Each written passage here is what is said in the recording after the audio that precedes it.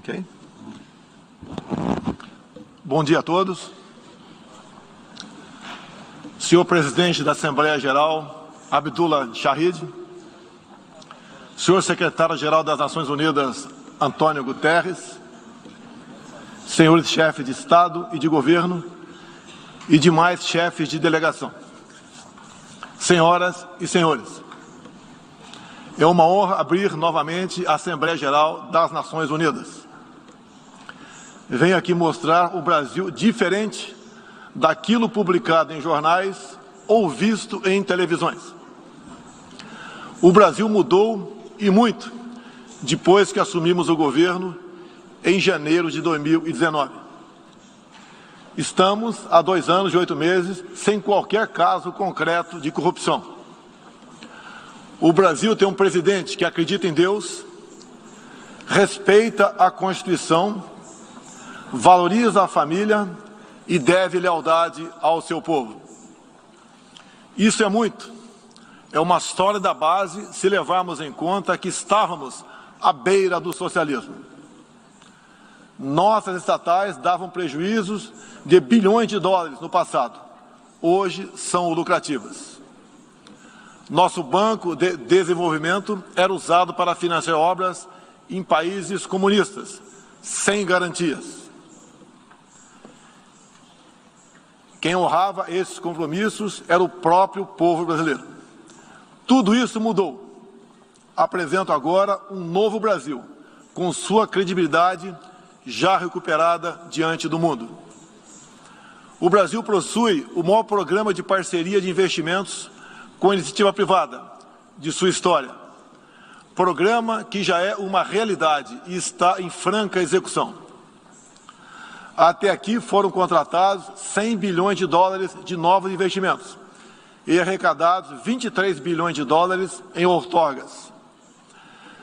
Na área de infraestrutura, leiloamos para a iniciativa privada 34 aeroportos e 29 terminais portuários. Já são mais de 6 bilhões de dólares em contratos privados para novas ferrovias. Introduzimos o sistema de autorizações ferroviárias, o que aproxima nosso modelo ao americano. Em poucos dias recebemos 14 requerimentos de autorizações para novas ferrovias, com quase 15 bilhões de dólares em investimentos privados. Em nosso governo, promovemos o ressurgimento do modal ferroviário. Como reflexo, menor consumo de combustíveis fósseis e redução do custo Brasil, em especial no barateamento de produção de alimentos. Grande avanço vem acontecendo na área do saneamento básico. O maior leilão da história do setor foi realizado em abril, com concessão ao setor privado do serviço de distribuição de água e esgoto no estado do Rio de Janeiro. Temos tudo o que o investidor procura: um grande mercado consumidor, excelentes serviços, tradição de respeito a contratos e confiança no nosso governo. Também anuncio que nos próximos dias realizaremos o leilão para a implementação da tecnologia 5G no Brasil. Nossa moderna e sustentável agricultura de baixo carbono alimenta mais de 1 bilhão de pessoas no mundo e utiliza apenas 8% do território nacional. Nenhum país do mundo possui uma legislação ambiental tão completa quanto a nossa. Nosso Código Florestal deve servir de exemplo para outros países. O Brasil é um país com dimensões continentais, com grandes desafios ambientais. São 8,5 milhões de quilômetros quadrados, dos quais 66%, 2/3, são vegetação nativa, a mesma desde o seu descobrimento em 1500. Somente no bioma amazônico, 84% da floresta está intacta, abrigando a maior biodiversidade do planeta. Lembro que a região amazônica equivale à área de toda a Europa Ocidental. Antecipamos de 2060 para 2050 o objetivo de alcançar a neutralidade climática. Os recursos humanos e financeiros destinados ao fortalecimento dos órgãos ambientais foram dobrados, com vistas a zerar o desmatamento ilegal. E os resultados desta importante ação já começaram a aparecer. Na Amazônia, tivemos uma redução de 32% do desmatamento no mês de agosto, quando comparado a agosto do ano anterior. Qual país do mundo tem uma política de preservação ambiental como a nossa? Os senhores estão convidados a visitar a nossa Amazônia. O Brasil já é um exemplo na geração de energia, com 83% advinda de fontes renováveis. Por ocasião da COP26, buscaremos consenso sobre as regras do mercado de crédito de carbono global. Esperamos que os países industrializados cumpram efetivamente seus compromissos com o financiamento de clima em volumes relevantes. O futuro do emprego verde está no Brasil. Energia renovável, agricultura sustentável, indústria de baixa emissão, saneamento básico, tratamento de resíduos e turismo. Ratificamos a Convenção Interamericana contra o Racismo e formas correlatas de intolerância. Temos a família tradicional como fundamento da civilização. E a liberdade do ser humano só se completa com a liberdade de culto e de expressão. 14% do território nacional, ou seja, mais de 110 milhões de hectares, uma área equivalente à Alemanha e França juntas, é destinada às reservas indígenas.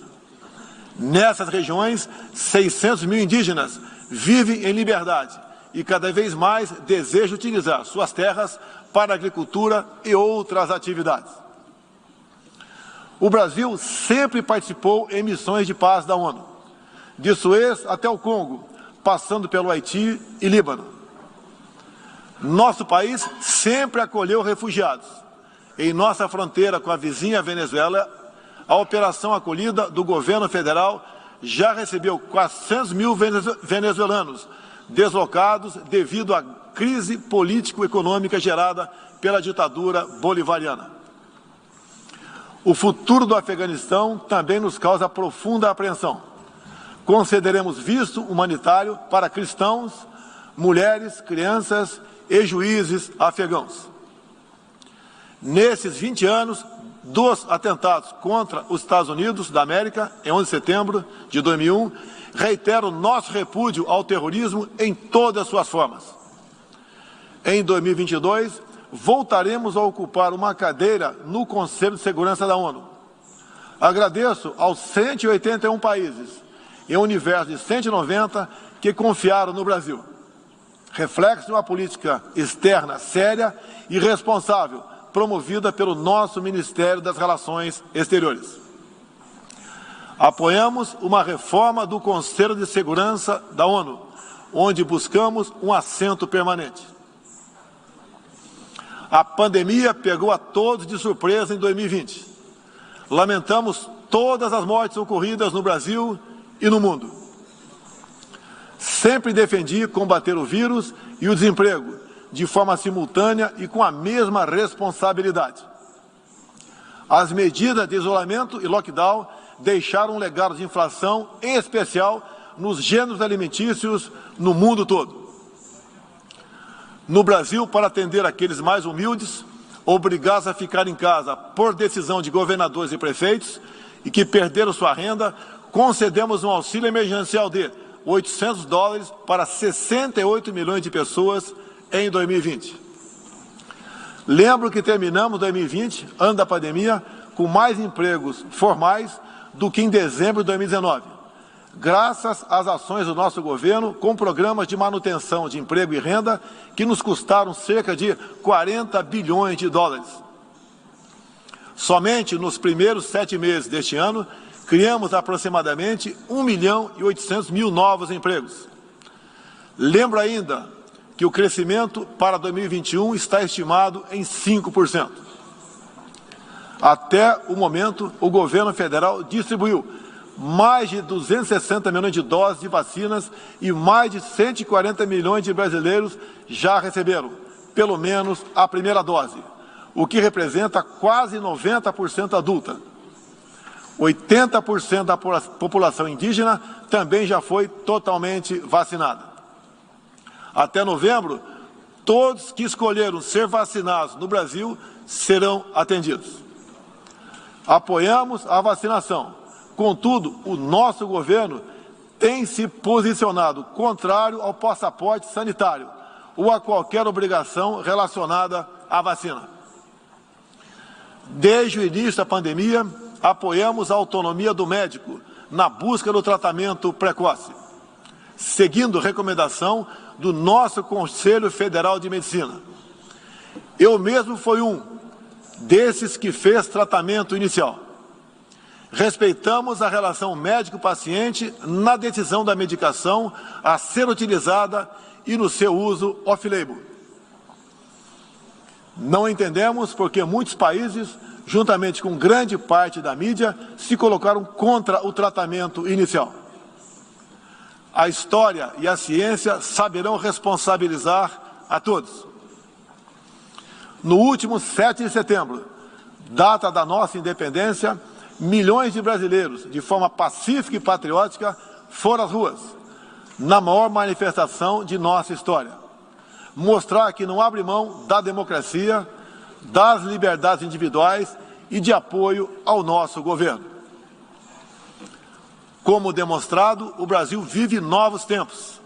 Na economia, temos um dos melhores desempenhos entre os emergentes. Meu governo recuperou a credibilidade externa e hoje se apresenta como um dos melhores destinos para investimentos. É aqui, nesta Assembleia Geral, que vislumbramos um mundo de mais liberdade, democracia, prosperidade e paz. Que Deus abençoe a todos.